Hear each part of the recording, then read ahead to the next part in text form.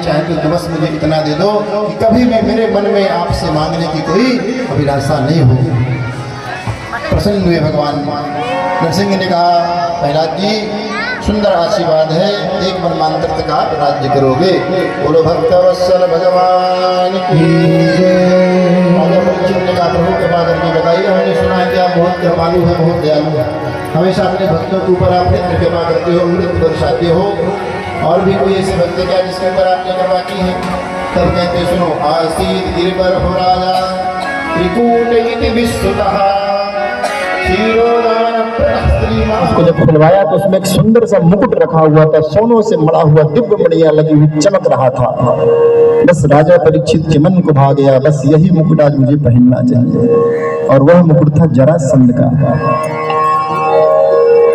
राजा परीक्षित ने उस मुकुट को लिया, अपने मस्तक पर धारण किया और जंगल में भ्रमण करने के लिए गए हैं। बंधुओं, परीक्षित ने देखा कि यह तो वही मुकुट है अधर्म का कमाया हुआ, क्योंकि इनके भीम ने मारा था ना, तो जरासंध भी अत्याचारी था, लोगों को मारता था, सताता था, और हर राज्य के राजा को मारकर उसके मुकुट लेकर के आता था। तो अधर्म की कमाई का यह मुकुट था। कलयुग ने देखा और तुरंत राजा परीक्षित के मुकुट पर सवार हो गया। ये भ्रमण करते हुए जा रहे थे जंगल में,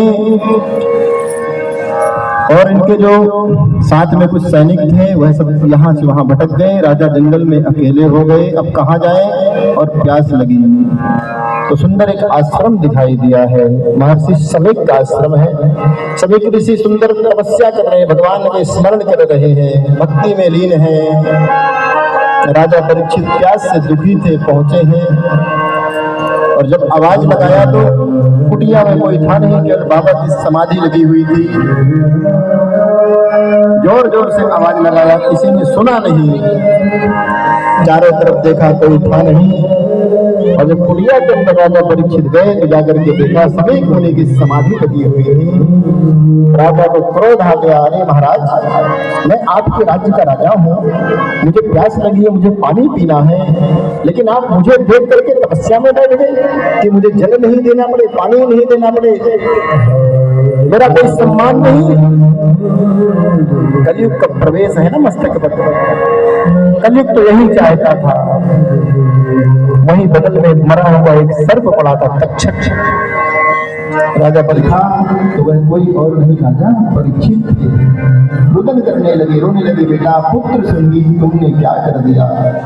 ऐसा राजा इस भारत को मिलना द्वारा मुश्किल हो जाएगा।